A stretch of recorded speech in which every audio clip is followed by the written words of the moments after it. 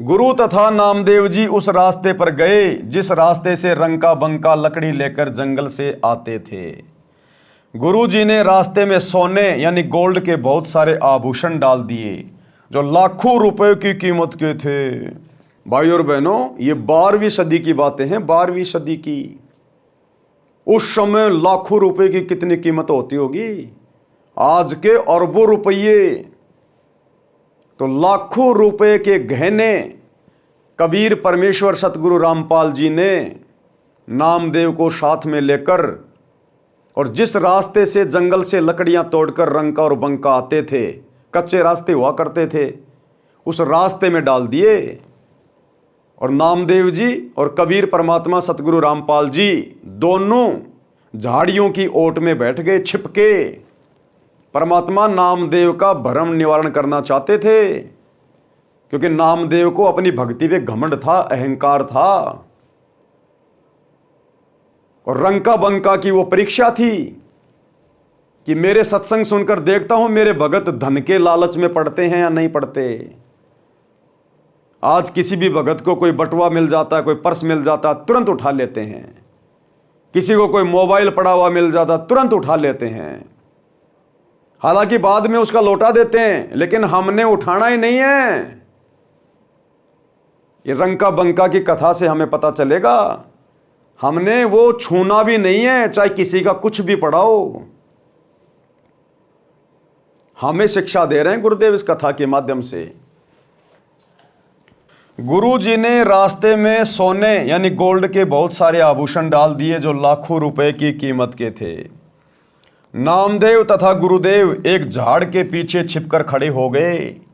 रंका आगे आगे चल रहा था, सिर पर लकड़ियां रखकर तथा उसके पीछे लकड़ियां लेकर बंका 200 फुट के अंतर में चल रही थी। भगत रंका जी ने देखा कि सोने के आभूषण बेशकीमती हैं और बंका नारी जाति है यानी स्त्री जाति है। कई आभूषणों को देखकर लालच आ जाए और अपना धर्म कर्म यानी भक्ति खराब कर ले, इसलिए पैरों से उन आभूषणों पर मिट्टी डालने लगा। भगतमती बंका भी पूरे गुरु की चेली थी। क्या कह रहे हैं गुरुदेव? भगतमती बंका भी पूरे गुरु की चेली थी।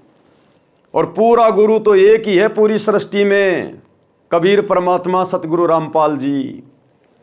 कहते हैं वो भी उसी गुरु की पूरी चेली थी। उसने देखा कि पतिदेव गहनों पर मिट्टी डाल रहा है, उद्देश्य भी जान गई। उसको यह भी पता चल गया कि मेरा पति इन गहनों के ऊपर मिट्टी क्यों डाल रहा है, मेरे कारण है, कि कहीं मेरी पत्नी गहनों को देखकर अपनी भक्ति खराब ना कर ले, मन में कोई लालच ना आ जाए, गहने को छू ना ले, उठा ना ले। उद्देश्य भी जान गई। आवाज लगाकर बोली कि चलो भगत जी, क्यों मिट्टी पर मिट्टी डाल रहे हो? क्या कहा बंका ने कि भगत जी चलो चलो चलो, क्यों मिट्टी पे मिट्टी डाल रहे हो? हमारे किस काम के ये? अरे हमें तो जो हमारे गुरुदेव भगवान दे रहे हैं, जो हमारे भाग्य का, हमारी किस्मत का, हम तो उसमें खुश हैं। हम ये दुनिया की गंदगी नहीं छेड़ेंगे, नहीं खाएंगे, नहीं उठाएंगे। हमारे लिए तो मिट्टी है ये। क्यों मिट्टी पे मिट्टी डाल के अपना समय खराब कर रहे हो? चलो आगे। बंका ने देखा भैया भगतनी एक नंबर की है। आवाज लगाकर बोली कि चलो भगत जी, क्यों मिट्टी पर मिट्टी डाल रहे हो? बंका जी समझ गए कि इरादे की पक्की है, कच्ची नहीं है। दोनों उस लाखों के धन का उल्लंघन करके नगर को चले गए। गुरुजी ने कहा कि देख लिया भगत नामदेव जी, भगत हो तो ऐसे। तब नामदेव का अहंकार टूटा। तब नामदेव को समझ में आ गई कि तू काहे का भगत है। ये सोने चांदी के गहने अगर तेरे को मिल जाते इस प्रकार से सुनसान जगह पे, तो तू भी उठाने से बाज नहीं आता, तू भी तुरंत इनको उठा लेता। जबकि रंका और बंका तो कितने गरीब हैं, बड़ी मुश्किल से गुजारा चलता है, और लाखों रुपए के गहने, पूरी जिंदगी इनको तो कमाने की जरूरत नहीं थी, कमाने की भी। सेठों की तरह जीवन जीते, सेठों की तरह। और इन्होंने ठोकर मार दी इन ज्ञानों को, देखा भी नहीं इनकी तरफ।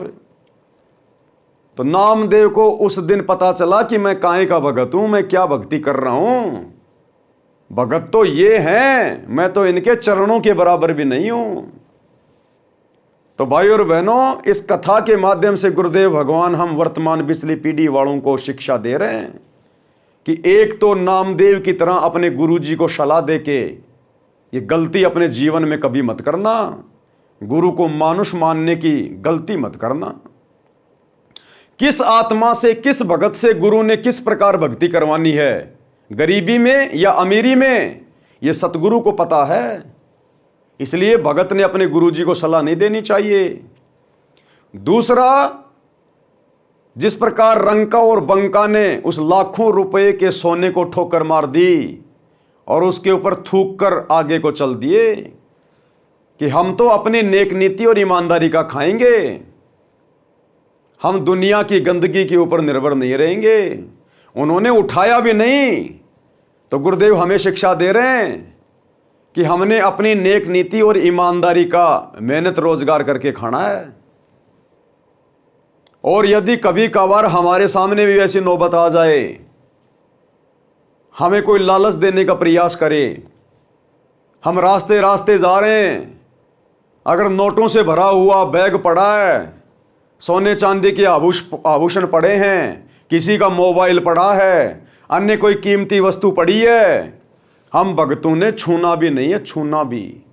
वह खड़ा होके 2 मिनट विचार भी नहीं करना है। 2 मिनट विचार भी काल झटका मार देगा। अगर आपने ये सोचकर भी वो पैसे उठा लिए, मोबाइल उठा लिए कि यार पता नहीं किसका है, चलो मैं ले लेता हूँ, फ़ोन आएगा तो उसका फ़ोन लौटा दूंगा, देखूंगा इसके पर्स में कोई नंबर होंगे, कोई कार्ड होगा तो मैं फ़ोन करके उसका पर्स लौटा दूंगा। ये जिम्मेदारी, ये ठेकेदारी हमारी नहीं है। आपने वो पर्स उठा लिया, उसमें उसका कार्ड है, आपने फ़ोन कर दिया कि भाई साहब ऐसे ऐसे आपका पर्स खो गया क्या? हाँ भाई साहब मेरा पर्स खो गया। आप कहाँ हो, आपको मिल गया क्या? हाँ भाई मैं यहाँ खड़ा हूँ, ले जा अपना पर्स। वो तो तुरंत आएगा दौड़ के, आके अपना पर्स चेक करेगा और बोलेगा भाई साहब इसके अंदर 20,000 रुपये और थे, वो कहाँ गए? इसके अंदर 20,000 रुपये थे, वो कहाँ गए भाई साहब? आप कहोगे भाई साहब मुझे क्या पता, मैंने चोरी चारी नहीं की है, मुझे तो पड़ा हुआ मिला, मैंने आपको फोन कर दिया। अब वो व्यक्ति आपके ऊपर कैसे विश्वास करेगा कि आपने उसके पैसे नहीं निकाले होंगे? क्योंकि पर्स के लिए तो आपने फोन किया ना।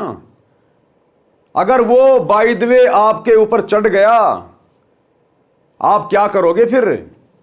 कौन सुनेगा आपकी? आप ही को चोर समझा जाएगा। इसलिए हमने दुनिया की गंदगी की तरफ देखना भी नहीं है। इंद्र दा राज कागदा बिष्टा और ना भोगा इंद्राणी नू। तो ये हमारी परीक्षा भी हो सकती है सतगुरुदेव के द्वारा। कैसे भी हालात पैदा किए जा सकते हैं हमारे सामने, हमारी परीक्षा के लिए। ये कथाएं हमें इसीलिए समझाई जाती है कि हमारे सामने भी ये परिस्थितियां पैदा होंगी, सतगुरु हमारी भी परीक्षा लेगा, जैसे अपने उन बच्चों की परीक्षा ली। घटना कुछ भी हो सकती है, कारण गुरु कुछ भी बना सकता है।